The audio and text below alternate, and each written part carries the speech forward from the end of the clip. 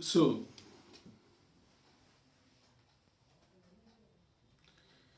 we are continuing our ongoing series on rheumatism. ठीक, कोई भी रूमेटिज्म डॉक्टर, जैसे मैंने अभी बताया था, इनने अपने तरीके से बताया कि after exposure to rain snow storm, उस एरिया में बर्फीले तूफान आते होंगे, बर्फ गिरती होगी। अपने यहाँ जैसे बारिश होती है, रेन स्टॉर्म, तेज हवाओं के साथ बारिश में पानी गिरना, रेन स्टॉर्म, तेज हवाओं के साथ बर्फ गिरना, स्नो स्टॉर्म। बोले कि जब ओवर हीटेड हो, ओवर हीटेड की कंडीशन आपको समझ में आ गई, जब जिस्म गर्म हो, कोई मेहनत का काम किया हो, जाके ठंडे पानी से भी नहा ले या भीग जाए या बाहर ठंड को एक्सपोज हो जाए और बॉडी ओवर हीटेड है, और कोई भी रूमेटिक कंप्लेंट आ जाए, गर्दन अकड़ जाए, घुटने सूज जाए, कोई भी हिस्सा अकड़ जाए, साथ में ऐसी पैरालिटिक वीकनेस हो, तो कितने सारे एक्सपोजर हो गए। जब गर्म बॉडी हो और ठंडा एक्सपोज हो जाए, मसल्स पे, टेंडेंस पे किसी भी तरह का लोड आ जाए, अचानक मुड़ने से, ऊपर से कुछ उठाने पे, अचानक से खींचने से, अचानक से कोई बहुत मेहनत का काम कर लेने से, है ना, अचानक से, और कभी कोई अच्छा वजन उठा लेने से,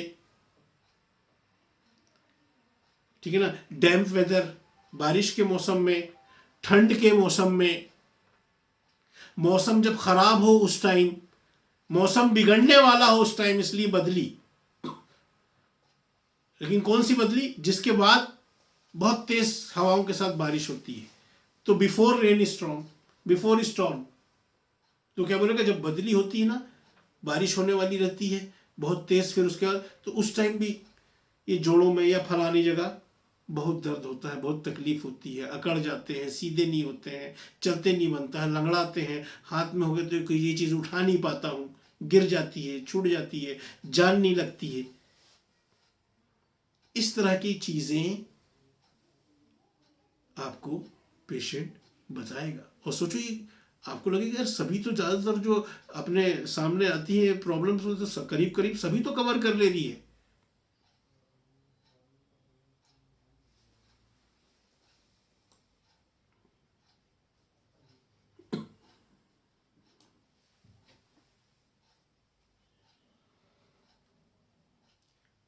इन जनरल उसी तरीके से अपने रूमेटिक पेन में आराम बताता है, इन जनरल हीट से,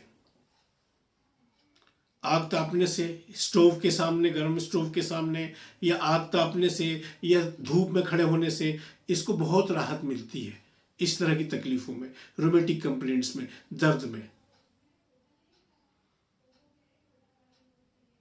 और उसको अलग अलग डॉक्टर ने अपने अलग, किसी ने कहा है एम्ब्यूरेटेड बाय वार्मथ ऑफ स्टोव, चूल्हे की आंच से, तापने से उसको आराम मिल जाता है। कई कहते हैं कि धूप में खड़े होने से, उसको धूप सेकने से उसको आराम मिल जाता है। कई बोलते हैं सिकाई करने से आराम मिलता है, कहे ना। और कई बोलते कंटिन्यूड जेंटल मोशन, चलते फिरते रहो तो ठीक रहता है, एक जगह बैठ जाओ तो बहुत दर्द होता है, और कभी बैठ के ऐसे चलना शुरू करो तो भी थोड़ी दूर तक लंगड़ा के चलते हैं, चाहे कमर की वजह से चले, चाहे घुटने की वजह से चले, चाहे जिस वजह से चले, चाहे एंकल की वजह से चले, चाहे काफ की वजह से चले, चाहे हिप जॉइंट की वजह से चले। क्यों बोला मैंने हिप जॉइंट?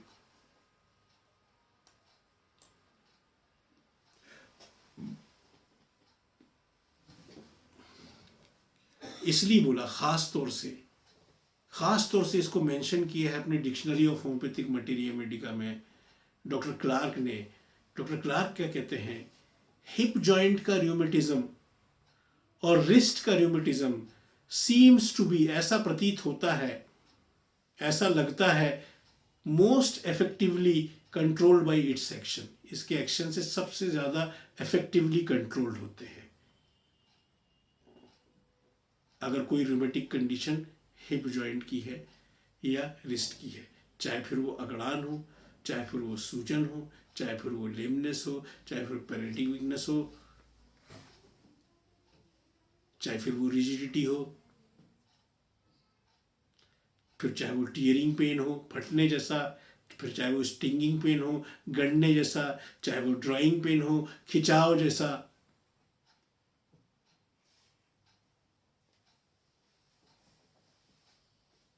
इसलिए मैंने बोला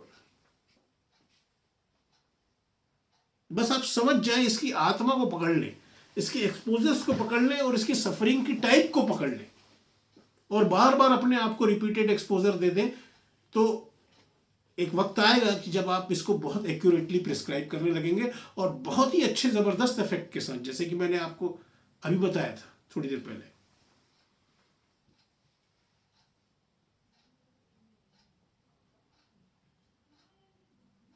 और यही जो देखो, इसलिए की नोट डॉक्टर HCL ने तो की नोट में ये बोल के छोड़ दिया कि इसको प्रायः दर्द से आराम पाने के लिए अपनी पोजीशन चेंज करते रहनी पड़ती है।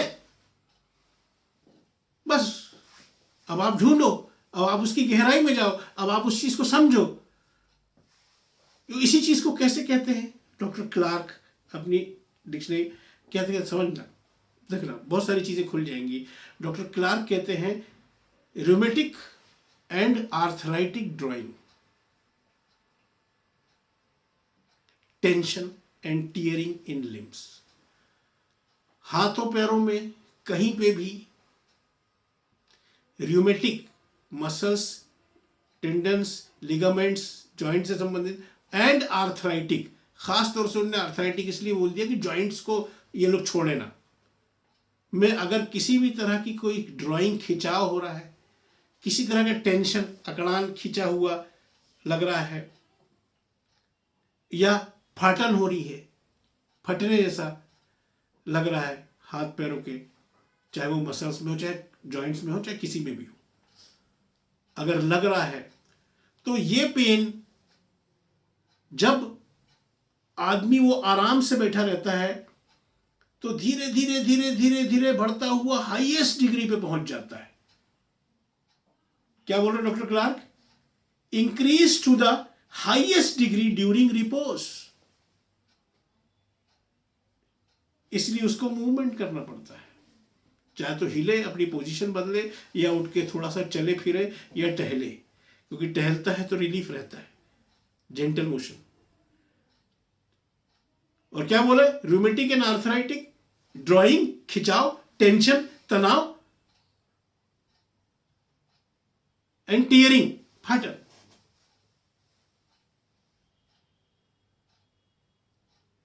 एक तो रिपोज की कंडीशन में, आराम की कंडीशन में हाईएस्ट डिग्री पे पहुंच जाते हैं, जहां उसको मस्ट मूव करना पड़ता है, क्योंकि पोजीशन चेंज ही करेगा तो बर्दाश्त नहीं कर सकता, या थोड़ा उठ के टहले, इसलिए बोलते रेस्टलेस है।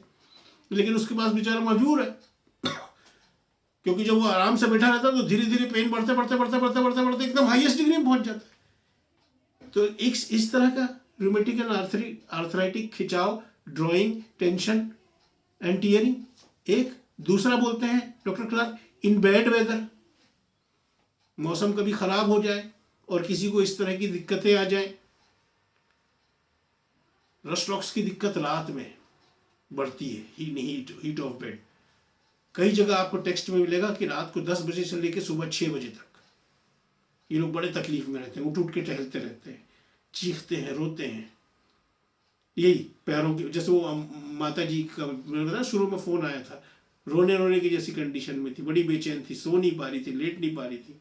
वो बोल रही थी ऐसा लग रहा कि फट रही है मसल्स पाँव की।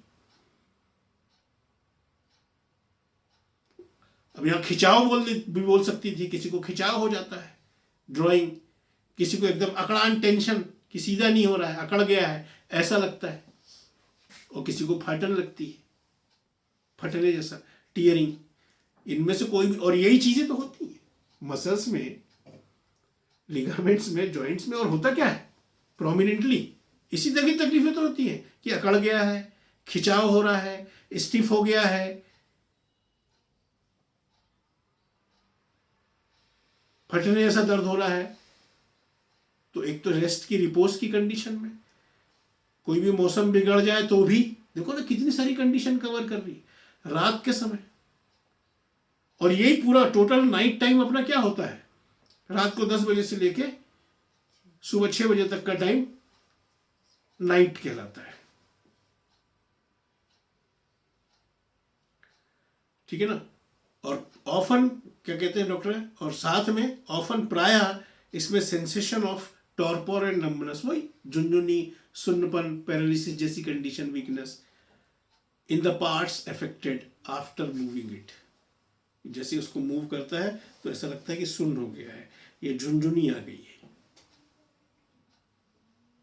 ये लो, और क्लियर कर दिया इन्होंने। वही बात अलग अलग एंगल से, अलग अलग नजरिए से, अलग अलग लोगों के केसेस से, अलग अलग अपने एक्सपीरियंसेस से जब आप उसको एनरिच करते जाते हैं, रिपीटेड एक्सपोजर देते जाते हैं, तो धीरे धीरे धीरे धीरे धीरे धीरे चीजें क्लियर हो जाती है। और वो एक केस उनने बताया था डॉक्टर हेरिंग ने, किसका, वो लेडी का, लॉन्ग रेल रोड जर्नी में वो चिल को एक्सपोज हुई थी। उसके बाद और उसी चीज के बारे में बताते हुए डॉक्टर क्लार्क क्या कहते हैं कि rheumatic paraplegia from getting wait.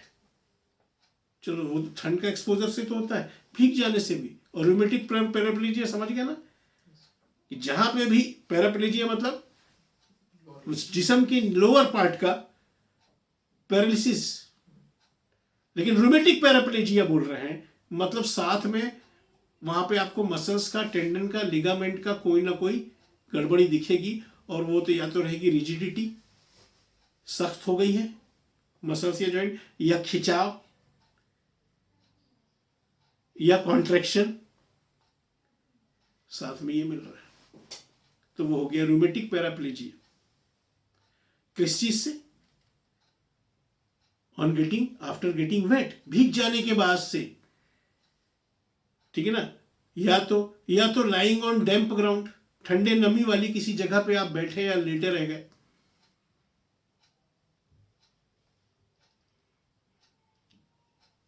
ठीक।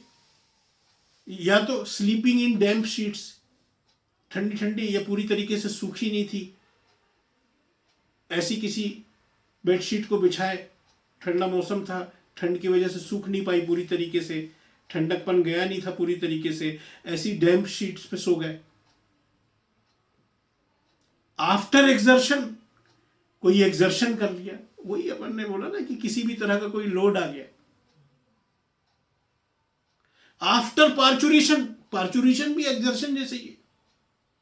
पार्चुरेशन में कितना जोर लगता है, लगा रहे, माँ को बोल रहे हो डॉक्टर लोग लगाओ, जोर लगाओ, तो माँ भी जोर लगा रही है, और उसके बाद बच्चा होता है। लेकिन ये जोर लगाने का परिणाम क्या हुआ, उसको रूमेटिक पैराप्लेजिया हो गया, इतना पैर की मसल्स को उसने वो किया। तो आफ्टर एक्सर्शन हो, आफ्टर पार्चुरेशन हो, ये सब नाव मत जाना, दिमाग में चलना चाहिए कि किसी भी वजह से जोर पड़ गया, किसी भी वजह से जान लगानी पड़ गई, किसी भी वजह से मेहनत करनी पड़ गई, चाहे वो फर्नीचर उठाने के रूप में देख लो, चाहे पार्चुरेशन के रूप में देख लो, चाहे एक्सर्शन के रूप में देख लो, चाहे किसी तरह की एक्सरसाइज के रूप में देख लो। लेकिन मेन अर्जुन की तरह चिड़िया की आंख पर नजर होनी चाहिए कि मसल्स पे किसी भी तरह का लोड या मुड़ जाने से अचानक हो। भाई मुड़ने में क्या होता है, पूरे बॉडी का वजन आपके लिगामेंट्स और टेंडन्स में आ गया।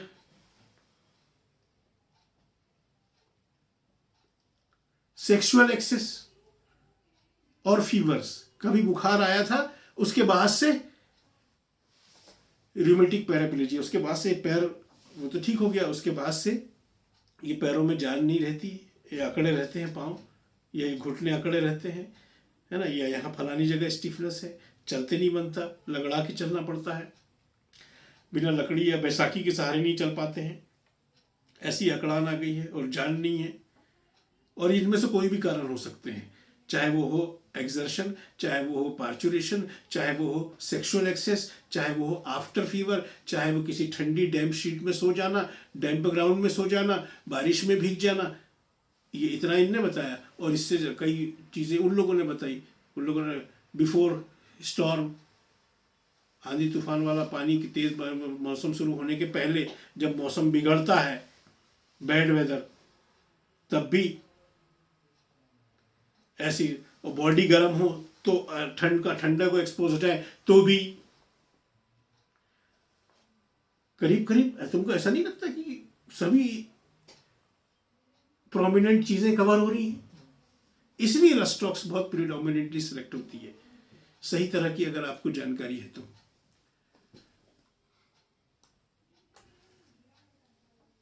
ठीक, अब जैसे मैंने कॉम्बिनेशन बताया था जब मैं बात कर रहा था आपसे सिमिसिफिका की, तो आपको एक बताया, कई कॉम्बिनेशन बताया था।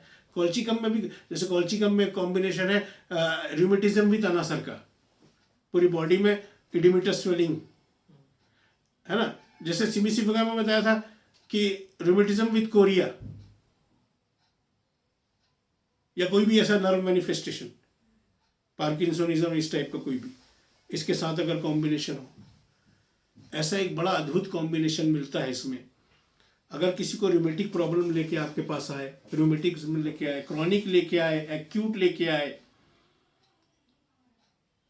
और साथ में बोलता हूं कि उसको ना अर्टिकरिया की भी शिकायत होती है, तो ये अर्टिकरिया, पित्ती उछलना, और इसका कॉम्बिनेशन 2 ही रेमेडी में पाया जाता है अपनी पूरी मटेरिया मेडिका में, और दोनों ही फर्स्ट ग्रेड में है, एक है रस्टॉक्स और एक है अर्टिका यूरेंस। लेकिन रस्टॉक्स के मैनिफेस्टेशंस कैसे होते हैं मैंने बताया अभी, अकड़ जाना, खिंच जाना, सीधे नहीं होना, tension, rigidity, drawing, tearing. Ertiga urens के बारे में जब बात करेंगे तब उसके बारे में बताएंगे। तो लेकिन ये कॉम्बिनेशन दोनों में मिलता है कि रूमेटिज्म के साथ पित्ती उछलना, अर्टिकरिया होना, है ना। एक स्किन मैनिफेस्टेशन भी अगर रूमेटिज्म के साथ मिले तो rhus tox is the remedy, and that is erysipelas inflammation. Erysipelas Hindi में बोलते हैं विसर्प, है ना। ऐसे समझाऊंगा समझ में नहीं आएगा, खास तरीके के इरप्शंस होते हैं, उसको आप किसी भी स्किन रिलेटेड बुक में, जैसे डॉक्टर सुमन की बुक में आप देख सकते हैं, या आप नेट पे उसको सर्च करके देख सकते हैं कि एरिसिपेलस कैसे दिखता है। और कभी अगर उस तरह के स्किन इरप्शन का रूमेटिज्म के साथ कॉम्बिनेशन मिल जाए, या अर्टिकरिया के साथ रूमेटिज्म का कॉम्बिनेशन मिल जाए। मैंने पिछली बार क्लास में जब मैं आपको नक्सुमिका का माइग्रेन वाला केस बता रहा था, तभी मैं बताया था कि कॉन्कोमिटेंट सिम्टम्स कितने इंपॉर्टेंट होते हैं अगर सही तरीके से कॉम्बिनेशन मिल जाए तो। बताया था नहीं बताया था? ठीक, तो इतने सारे एक्सपोजर और इसका मैनिफेस्टेशन किस तरीके से होता है, केसेस को सुनने से, इन सब सारी चीज़ों को सुनने से हमको समझ में आता है। ठीक,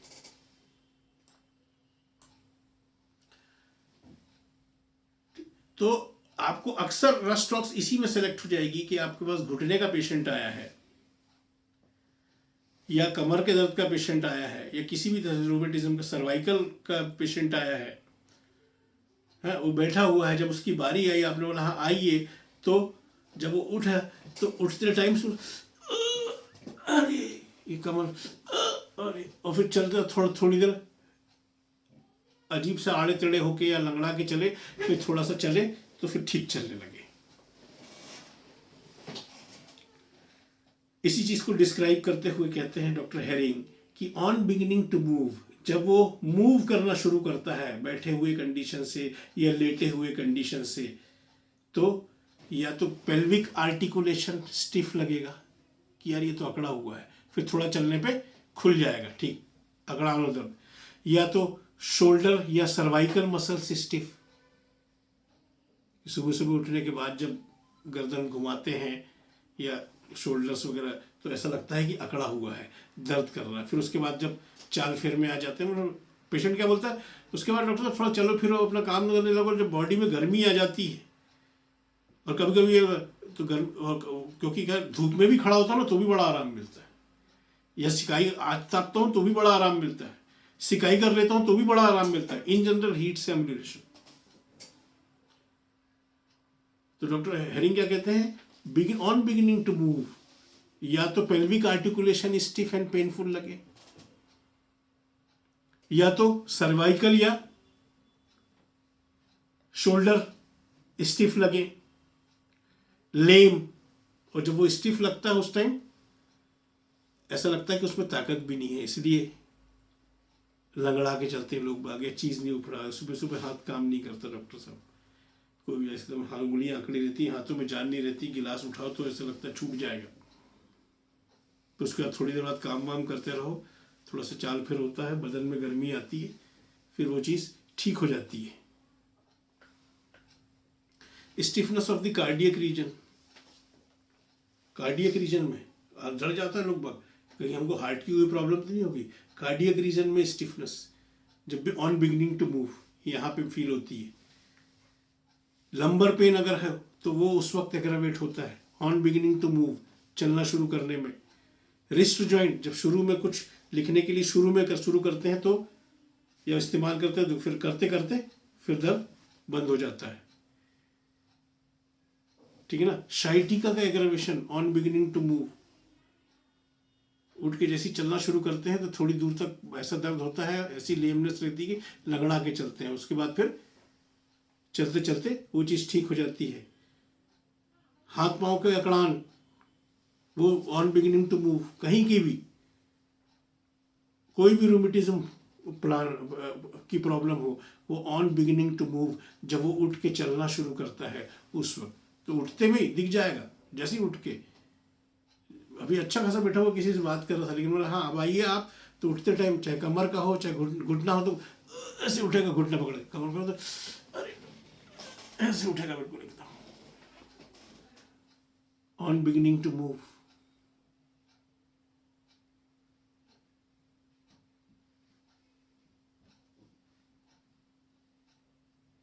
अब तुम यहाँ क्लिनिक में आती हो, अभी कुछ दिनों पहले तुमने देखा होगा काफ़ी देर पेशेंट्स को देखने के बाद जब मैं उठता था तो कैसे उठता था, तो मेरे पेल्विक रीजन में अजीब सी स्टिफनेस और पेन फीलिंग, ऐसे उठता था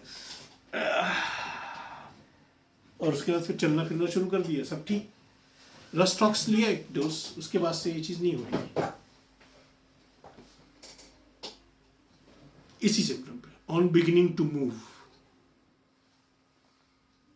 ठीक।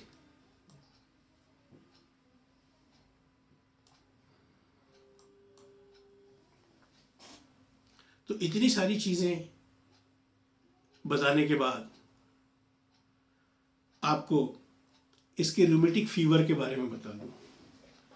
हर प्रोमिनेंट रूमेटिक रेमेडी जो होती है उसमें आपको पेशेंट लोग बोलते हैं जॉइंट्स में स्वेलिंग आ जाती है, यहाँ पे मसल्स में, काफ मसल्स में पेन होता है या फलानी जगह पेन होता है और साथ में फीवर भी आता है, ठीक है ना।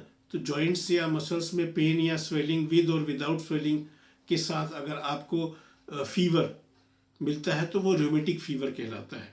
तो मैंने आपको जब बताया था तो सिमिसिफिका के रूमेटिक फीवर के बारे में भी बताया था, कोल्चिकम के भी रूमेटिक फीवर के बारे में बताया था। इसका रूमेटिक फीवर भी आप आसानी से अब निकाल सकते हैं। इतनी सारी चीज़ें जो मैं आपको बता चुका हूँ, सिंपल है। इसका रूमेटिक फीवर कैसे कैरेक्टराइज होता है, वही दर्द वैसी रहेंगे, या तो खिंचाव पूरे शरीर में, ये फलानी जगह खिंचाव होता है खूब जैसे खिचड़ी हो, या टीयरिंग फटने जैसा। नाइट में एग्रावेट होता है, रात में घुटनों में दर्द होता है, बोलेगा रात में कंधे में खूब दर्द होता है, रात में कमर बहुत दुखती है और बुखार आ जाता है, रात में काफ मसल्स बिल्कुल बहुत दुखती है, बुखार आ जाता है। तो एक तो आप पेन के कंडीशन से पहचान जाएंगे इसके रूमेटिक फीवर को, अगर खिंचाव वाला और फटने वाला दर्द हो तो साथ में। दूसरे तरीके से इसके रूमेटिक फीवर को कैसे पहचान सकते हैं, नाइट में एग्रावेटेड हो, ठीक। फिर और कैसे पहचानेंगे,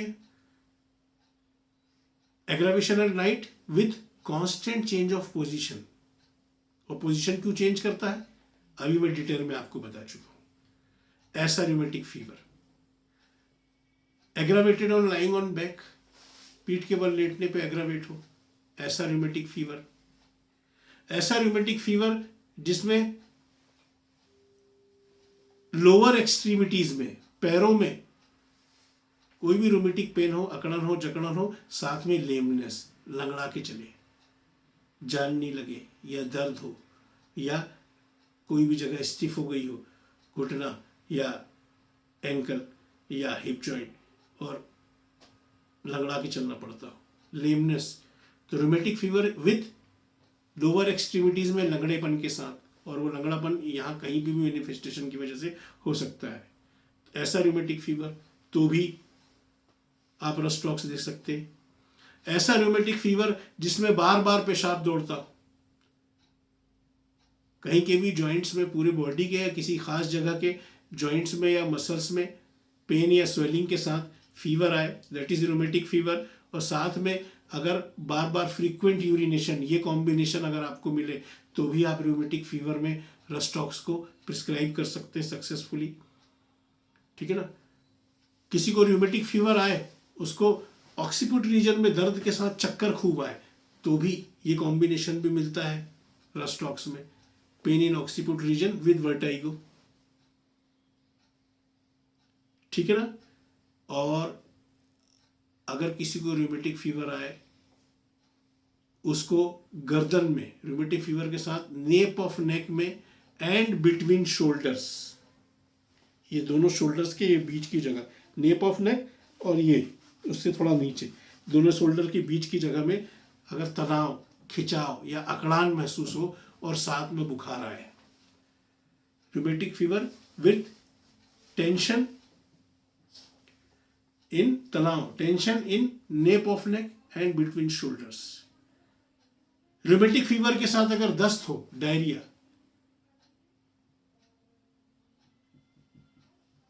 ये भी रस्टॉक्स का बहुत इंपॉर्टेंट कॉम्बिनेशन है। और वही एरिसिपेलस बताया था ना, उसमें एक और खतरनाक वाला एरिसिपेलस होता है, एरिसिपेलस बुलोसम, जिसमें ऐसे फुग्गे फुग्गे जैसे फूल जाते हैं, बुलस। तो ये भी कितने सारे कॉम्बिनेशन में इसका रूमेटिक फीवर मिलता है। रात में एग्रावेट हो, बार बार चेंज ऑफ पोजीशन करती हो, या ऐसा रूमेटिक फीवर जिसमें खिंचाव वाला दर्द हो या फटने जैसा दर्द हो, ऐसा रूमेटिक फीवर जिसमें गर्दन में और सर्वाइकल रीजन में तनाव, टेंशन फील हो, है, या लोअर एक्सट्रीमिटीज में लगड़ापन, लेमनेस फील हो, तो भी डायरिया हो, तो भी ऑक्सीपिट रीजन में पेन के साथ वर्टाइगो हो, तो भी बार बार पेशाब करने जाना हो, तो भी इस तरीके से आप इसका रूमेटिक फीवर में, और फिर वो किसी भी नाम से आपके पास आए, चाहे डेंगू के नाम से आए, चाहे किसी की भी नाम से आए, लेकिन आपको कैसी नजर रखनी है, जैसा मैंने बताया था कि उन डॉक्टर साहब ने रखी।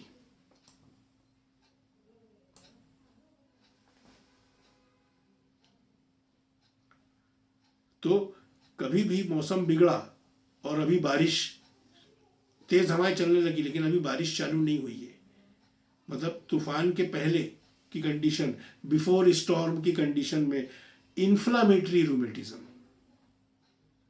अब इन्फ्लामेटरी रूमेटिज्म क्या होता है? जहां पे भी अफेक्टेड है वहां रेडनेस है, पेन है, स्वेलिंग है और तेज बुखार है, ऐसा इन्फ्लामेटरी रूमेटिज्म।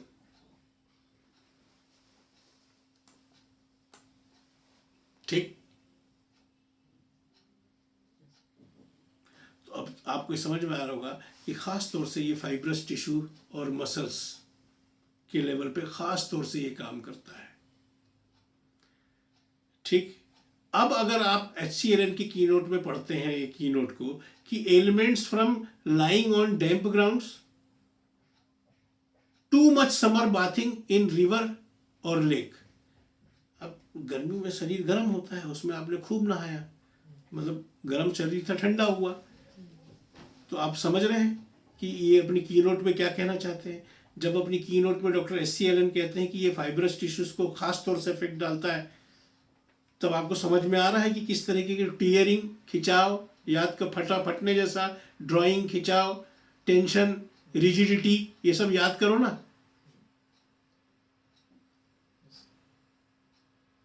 याद करो, ये सब काय के मैनिफेस्टेशन है? फाइब्रस टिश्यू के मैनिफेस्टेशन है। और उनने तो कीनोट में बस इतना बोल के छोड़ दिया, लेकिन अब आपको उसको कीनोट के पीछे क्या बात होती है आपको पता है अच्छी तरीके से। इसके दर्द के बारे में बताते हुए कहते हैं खास तौर से पेन एज इफ स्प्रेन्ड, ऐसा दर्द जैसे कि मोच आ गई हो। देखिए ना डॉक्टर साहब, ऐसे कलाई में दर्द हो रहा है कि जैसे मोच आ गई हो, देखिए ना वो मुड़ नहीं रहा है, देखिए ना उठ नहीं रहा है, देखिए ना डॉक्टर साहब ये इसमें ऐसे दर्द हो रहा है ये एंकल जॉइंट में कि जैसे मोच आ गई है, चलते नहीं बन रहा है, लगड़ा लगड़ा के चलना पड़ रहा है, खूब दर्द हो रहा है, जैसे मोच आ जाती है। उसके बाद की कंडीशन जो रहती है पेन एज इफ स्प्रेन्ड, मोच आने जैसा दर्द, कहीं की भी मोच आ गई हो, ऐसा दर्द अगर हो तो ठीक है। फिर कहते हैं डॉक्टर HCLN अपनी कीनोट में कि ऐसा दर्द जैसे कि मसल या टेंडन अपने अटैचमेंट से फट गई हूँ, वही टीयरिंग पेन, वही हो रहा होगा अम्मा जी को, जो रोने जैसे हो रही थी बिल्कुल एकदम, और बोल रही थी खूब फट रहा है। रस्टॉक्स 200 2 डोज आधे आधे घंटे से खत्म। वो तीसरे डोज के लिए वो कहने लगी अपने बेटे से कि जरा पूछ ले डॉक्टर साहब से कि खाएं कि नहीं खाएं, अब तो ठीक हो गया।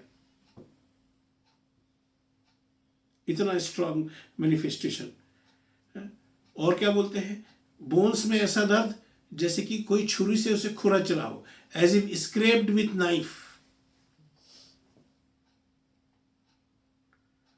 है ना। वर्स आफ्टर मिडनाइट, आधी रात के बाद जो दर्द बढ़ जाए।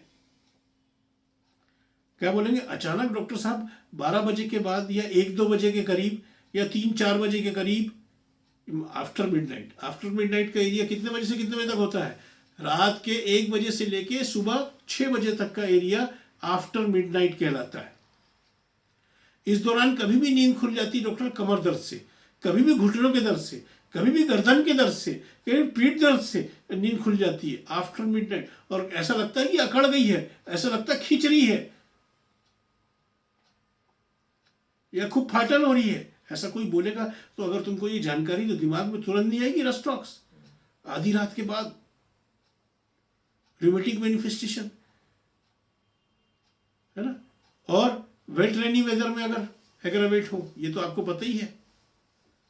और affected part sore to touch, क्या कहते हैं डॉक्टर HCLN, जो भी पार्ट अफेक्टेड है उसको छुएंगे तो छूने में वहां पे या दबाएंगे तो आह आह करेगा, आह, sore to touch, sore to touch. इतने तरह के पेन्स भी बता दिए। और फिर एक अपनी HCLN में और अपनी की नोट में बोलते हैं, अब देखो मैं की नोट बता दूंगा लेकिन अब आपको पहले से इसके पीछे का जो हाल है सब अब पता है आपको, क्योंकि अपन ने इसको डिस्क्रिप्शन में समझ लिया। क्या कहते हैं की नोट में, lameness, stiffness and pen. Lameness, stiffness, लंगड़ापन, अपंगता, स्टिफनेस यानी कि स्टिफ, अकड़ गया, स्टिफ हो गया, कड़ा हो गया, and pain on first moving after rest और on getting up in the morning, वही रेस्ट के बाद, वही अम्लुरेटेड बाय वॉकिंग और कंटिन्यूड मोशन। अब जब ये बोलते हैं तो आपको समझ में आया कि ऐसा क्यों बोल रहे हैं। और कोई कहीं की भी मसल्स का इस तरह का खिंचाव हो रहा है, अकड़ गई है, और इस तरह के कोई एक्सपोजर आपको जितने मैंने गिनाए हैं मिलते हैं कहीं की भी मसल्स का, क्योंकि इन जनरल बोला है डॉक्टर HCLN ने अपनी की नोट में, मस्कुलर रूमेटिज्म, इतना बोल के छोड़ दिया। तो एक्सपोजर तो है, ऐसा नहीं कि वो एक्सपोजर दूसरों में नहीं होते मेडिसिन में, लेकिन किस तरह का मैनिफेस्टेशन, मतलब कॉम्बिनेशन परफेक्ट होना चाहिए।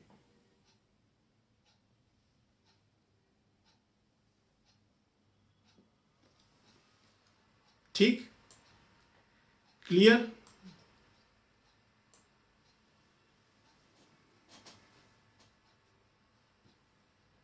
अक्सर अगर लोग बाग ये भी आके बोले कि मौसम चेंज जब भी होता है ना, कलाई में बहुत दर्द होता है और अकड़ जाती है, स्टिफ हो जाती है, ये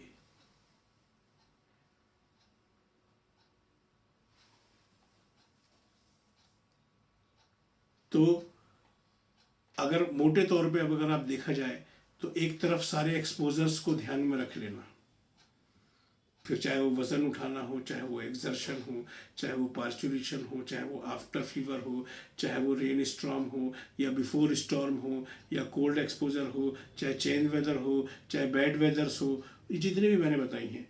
फिर इसके पेन के टाइप को याद रख लेना, इसके एग्रेवेशन टाइम को याद रख लेना, पेन का टाइप, खिंचाव, ड्राइंग, टीयरिंग, टेंशन, रिजिडिटी, इनको याद रख लेना, इनकी एग्रावेशन टाइमिंग्स को याद रख लेना, इनके मैनिफेस्टेशंस को याद रख लेना, और इनके केसेस को याद रख लेना।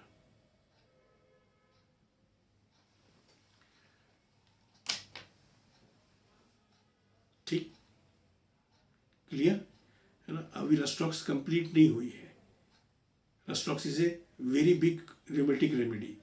तो नेक्स्ट लेक्चर में भी अपन रस्टॉक्स के, अब अपन नेक्स्ट लेक्चर में रस्टॉक्स खास तौर से शरीर के अलग अलग हिस्सों में किस तरह से स्पेशली इफेक्ट डालती है। जनरल चीज़ें तो किस तरह का रूमेटिज्म होता है ये तो आज हमने समझा, किस तरह के एक्सपोजर होते हैं और किस तरह का रूमेटिज्म होता है ये तो आज हमने समझा। लेकिन अब अलग अलग जगह कि इसका इफेक्ट रूमेटिज्म फीमेल ऑर्गन पे, आँखों पे, पीठ में, गर्दन पे, लोअर लिम्स पे, अपर लिम्स पे किस किस तरीके से पड़ता है, इसके बारे में अपन नेक्स्ट लेक्चर में बात करेंगे। ओके।